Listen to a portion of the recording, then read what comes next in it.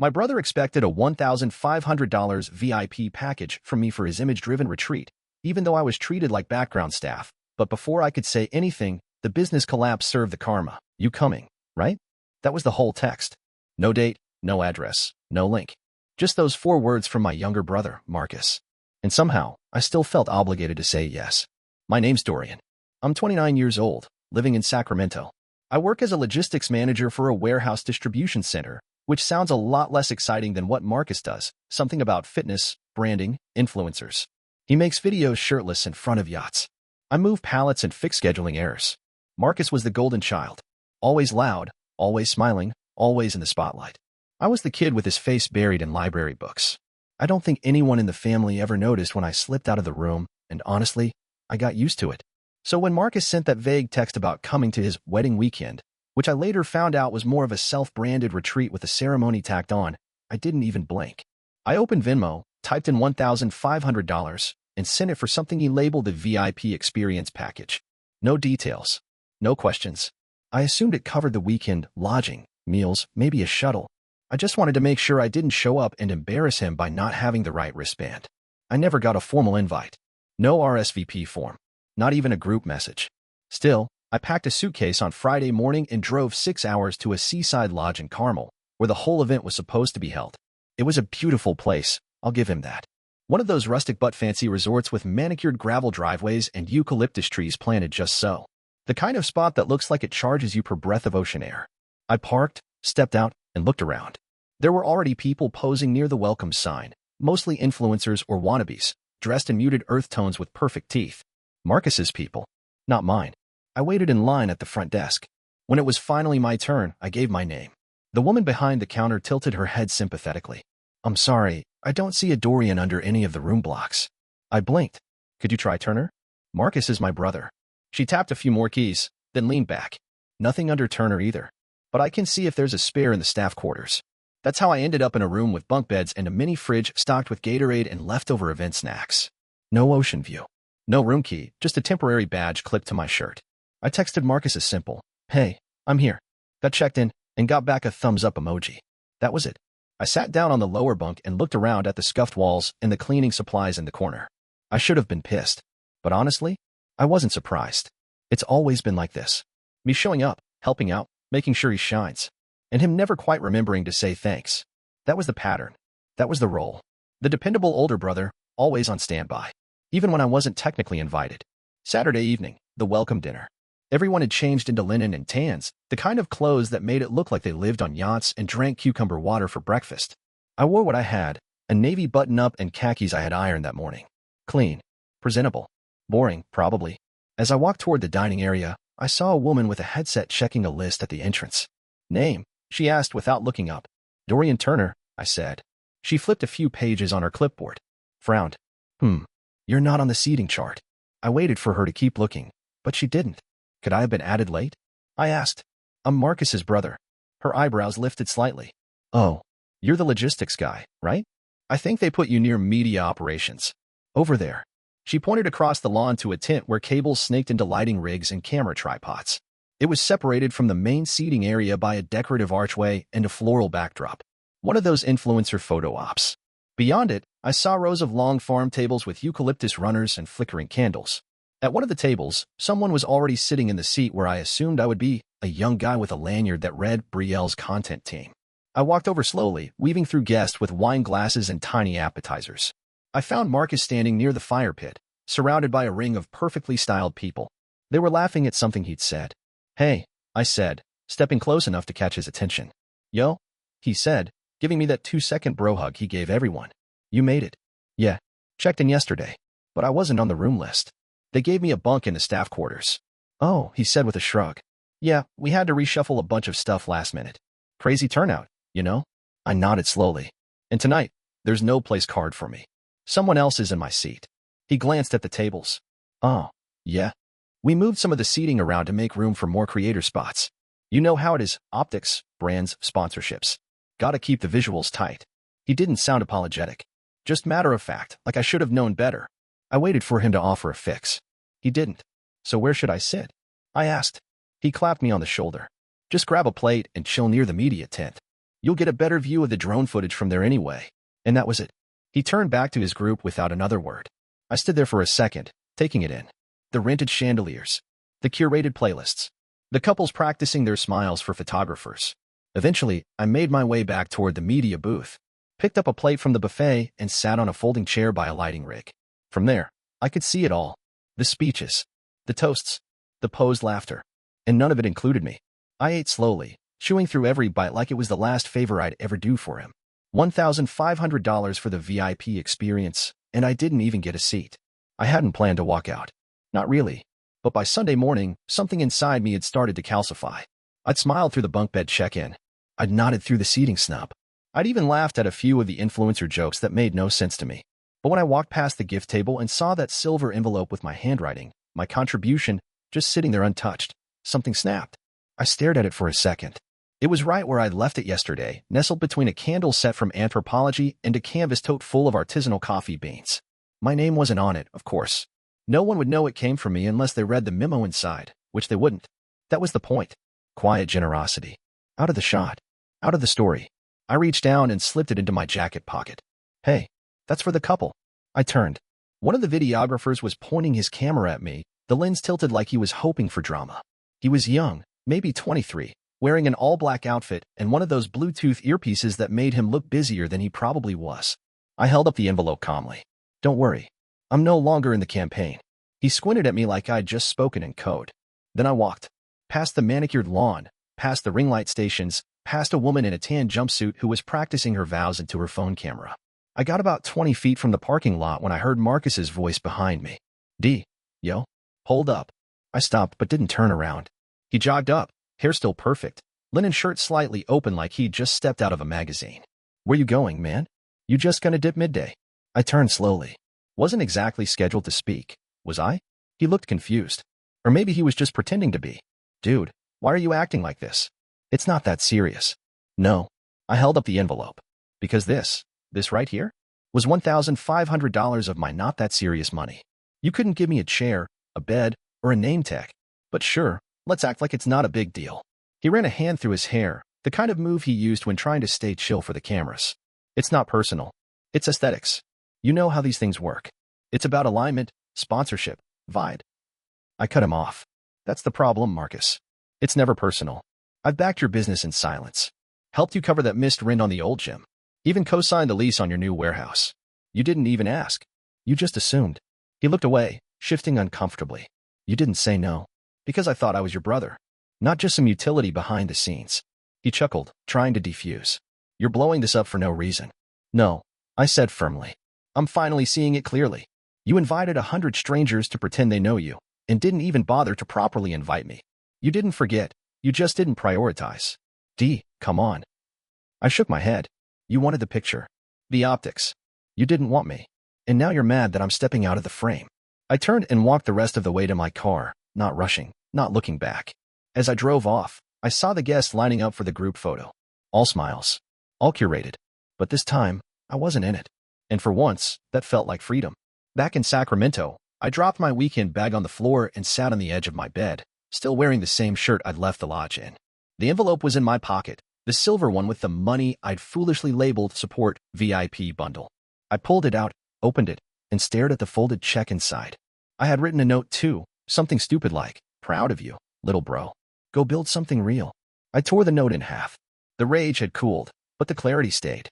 This wasn't just about a retreat or a dinner or being left off a guest list. It was years of being invisible in plain sight. Years of can you help me out, without ever hearing thanks. Years of being the default safety net for a brother who never once thought to ask how deep the fall might be for me. I walked over to my desk and opened the drawer with my personal files. Old tax documents, health records, and under a dusty binder clip, the warehouse paperwork. Marcus's gym had expanded 2 years ago. Needed storage. Needed leverage. He was charming, persuasive, and as usual, completely unprepared. So I co-signed the lease for a warehouse in Modesto. Because I had better credit. Because I was stable. Because, as he put it, you're the guy banks actually take seriously. I pulled the lease agreement out and flipped to the page with our signatures. My name right there, legal guarantor. Meaning if Marcus defaulted, they'd come after me. Again, not that I was ever publicly acknowledged. I opened my laptop and started typing a formal letter. Notice of termination of guarantor responsibility. I checked the lease terms again. There was a clause. I could withdraw if I submitted 30 days' notice and if the primary leaseholder was notified through certified delivery. Good. That was doable. I drafted a second letter addressed to Marcus. This one was shorter, simpler. Just the facts. Effective immediately, I am terminating all financial entanglements regarding the Modesto warehouse and all related agreements. I printed both letters, signed them, scanned them into PDFs. Then I forwarded the documents to Janelle, a lawyer friend from college. She owed me a favor. I added a quick message. Hey, just want to make sure this is ironclad. Not playing games anymore. The second I hit send, my phone buzzed. Marcus. I let it ring. Then it buzzed again. This time, a different number? Unknown. Then again, Mom. I stared at the screen, heart thudding in my chest. They always called when money was involved, when Marcus got scared, when things got real. For once, I didn't pick up. Instead, I walked over to the kitchen, made a cup of black coffee, and sat at my tiny dining table as the phone continued to light up beside me. I watched it buzz in silence. I was done picking up pieces from messes I didn't make. Done solving problems I was never allowed to admit existed. This wasn't revenge. It wasn't even dramatic. It was extraction. Quiet. Legal. Permanent. And it felt like peace. It took Marcus 2 days to finally catch me on the phone. I let the first few calls go to voicemail, but eventually I answered. Curiosity, maybe. Or closure. His voice came through tight and clipped, like he'd rehearsed and still didn't like the way it sounded. You know you really messed everything up, right? I didn't say anything. Just let the silence stretch. I mean, I was handling it, he said. The weekend had momentum. We had sponsors watching. Brielle's dad had a meeting scheduled with some investor friends. This wasn't about your brand, I cut in. It was about respect. Something I stopped getting from you a long time ago. He let out a sharp laugh. So this is what? Punishment? You embarrassed me in front of everyone. Pulled the money. Got Brielle's dad asking questions I wasn't ready to answer. You cost me more than a warehouse lease, Dorian. I rubbed my temple. You think this is about one weekend? One party? You walked out mid-retreat. No, I said calmly. I walked out after years of being told I don't belong. After paying for a business you never admitted I helped build. After spending my weekends bailing you out while you smiled for cameras and forgot to say thank you. Marcus didn't respond right away. Then quieter. I didn't think it mattered to you. That's the problem. You never think anything matters unless it affects your image. I could hear him breathing on the other end. Fast. Uneven. I thought we could reset, he said. Go back to how it was. I leaned back in my chair. You don't want to reset, Marcus. You want damage control. You want me to come in quietly, fix the leak, and disappear again. That's not true. It is, I said flatly. You don't want reconciliation. You want me back in the shadows. A pause. Then, another voice popped up in my notifications. Brielle, you ruined everything. My dad's threatening to pull funding. You think you're the hero? You're toxic. I read the message twice, then locked my screen. They only care about what fits in the picture, I said into the phone. I finally stopped fitting. Dorian, Marcus said, voice cracking slightly. What do I do now? I let the silence hang for a moment. Then I said it clearly, slowly. You grow up. You own your decisions. And maybe, for once, you figure it out without expecting someone else to carry the cost. He didn't reply. I didn't expect him to. After we hung up, I sat there with my coffee and felt, still. No anger. No bitterness. Just the quiet realization that I wasn't sabotaging anything. I had simply stopped protecting the illusion. And in doing so, I'd finally stepped into something honest. My life. On my terms. It started with a text from Ray, my cousin on Mom's side. We weren't especially close, but we got along at the rare family get-togethers, always seated next to each other at the kid table long after we'd stopped being kids. Ray, hey, just wanted to say what you did. Walking out? That took guts. I stared at the message, unsure how to respond. Me. Didn't feel like guts. Felt like getting out before I lost what was left of my patience. She replied almost immediately. Ray, you weren't the only one who felt invisible last weekend. That made me sit up. Within the hour, I was added to a group chat with 5 other cousins. Ray, Jenna, Paul, Thomas, and Elise. All of them had been at Marcus's retreat. All of them had stories. Jenna, my RSVP, got lost. Ended up with a standing invite to the after-party, but not the ceremony. Real classy. Thomas, they denied my +1 the day before, after saying it was fine in the group email. Guess my boyfriend wasn't on brand enough. Paul, I was seated behind the media booth. Literally behind it. Couldn't see a damn thing. They said they needed volume for the drone shots. I was filler. Then Ray chimed in again. Ray, I got put at a fake bar setup. I thought it was real. Stood there for 20 minutes waiting for someone to serve me. It was a photo op. There weren't even any drinks. That made me laugh, The kind of laugh that shakes loose something you didn't know you'd been carrying. Sad. Relieved. Vindicated. We spent the next couple hours trading stories. Some petty. Some heartbreaking. All pointed at the same truth. Marcus's wedding retreat wasn't a celebration. It was a set. A production. A branding exercise with floral arches and personalized hashtag signage. Elise, I felt stupid for being upset. Thought maybe I was being sensitive. Ray, same. Until you walked out. Then I knew, no, we weren't crazy. That hit me harder than I expected. I hadn't considered that my leaving would register with anyone. I figured Marcus would spin it as me being moody or dramatic. But it turns out, people had noticed. Not just the silence during my exit. Not just the envelope quietly missing from the gift table.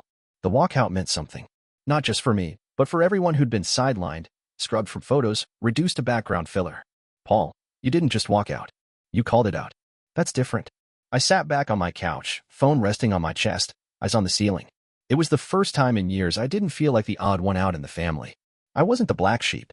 I was just the first one who stopped pretending. That group chat? It kept going. Late into the night. Into the next day. Stories we'd never told before started pouring out like floodgates finally opened. Turns out I didn't burn a bridge. I lit a flare. And other people like me, finally found their way to it. I called my parents the next evening. Not because I wanted to, but because I knew I had to. Dad answered. Dorian, he said, surprised, like he wasn't sure if it was a mistake.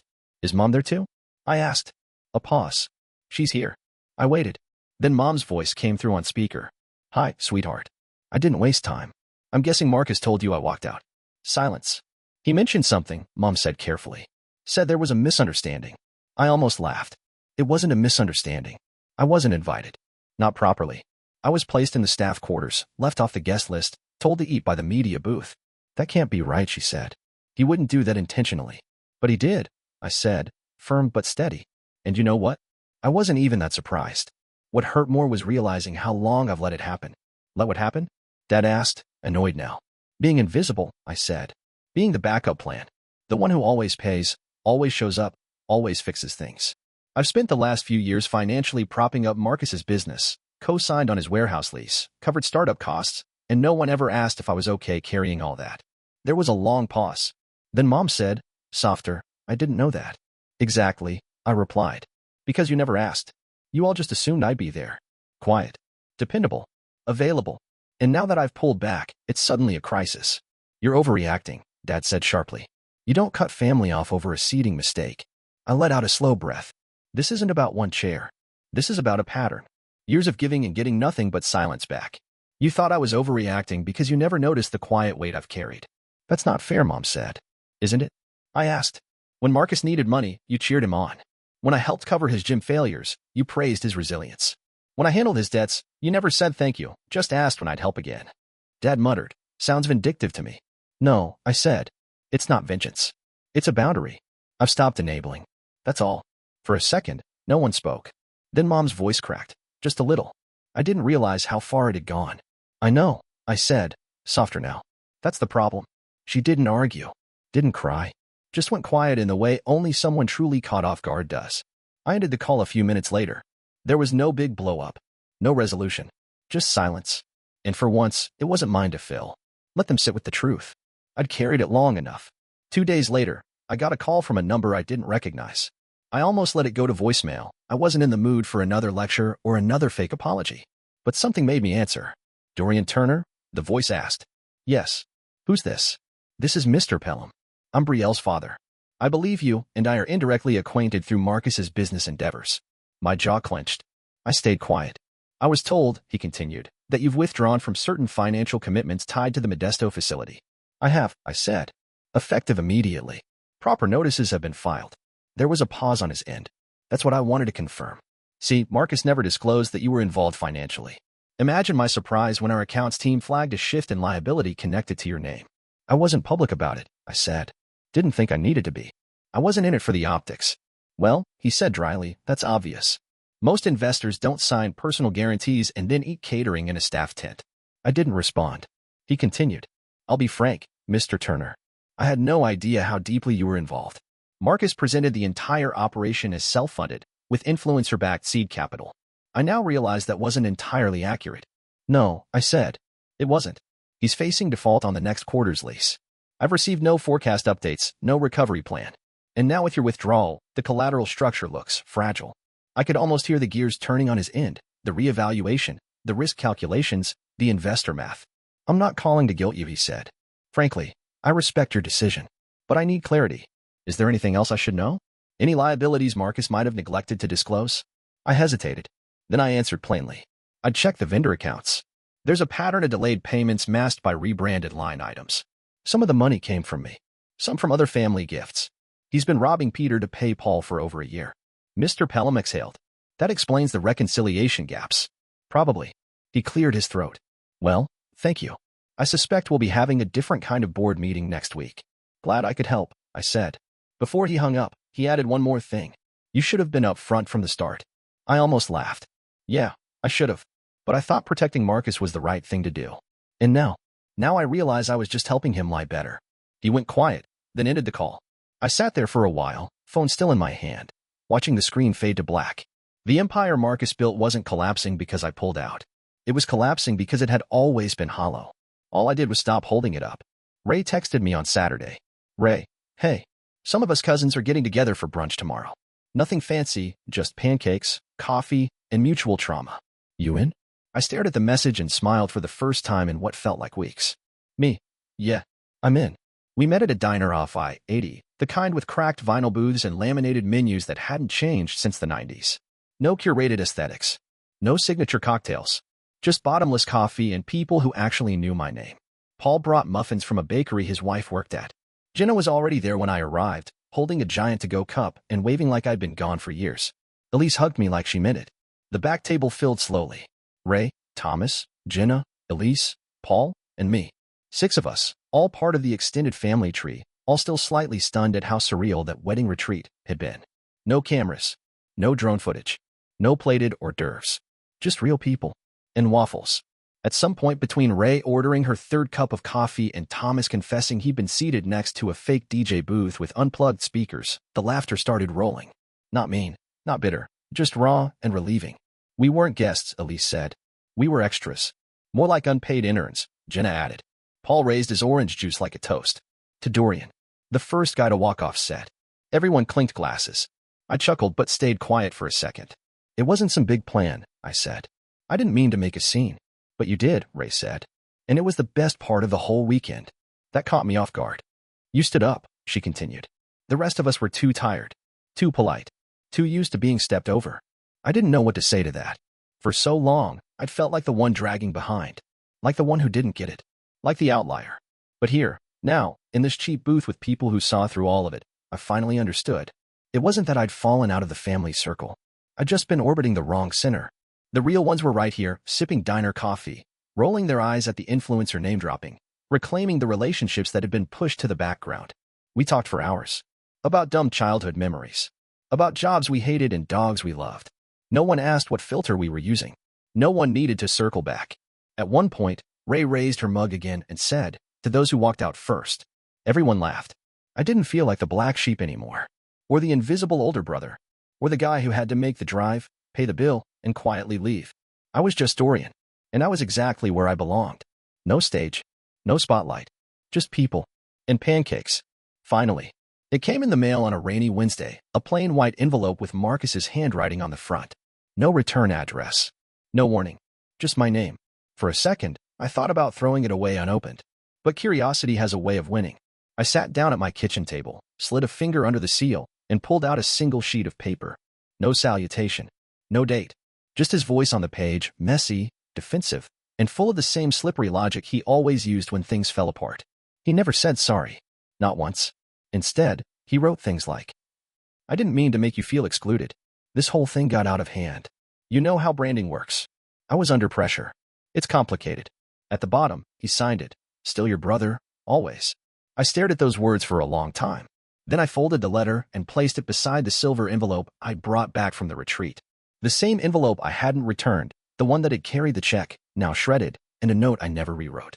2 artifacts. One from the moment I tried to support him, the other from the moment he tried to save face. Neither changed the past. I didn't respond. Not because I was angry, that part had passed. Not because I was spiteful, that had burned itself out weeks ago.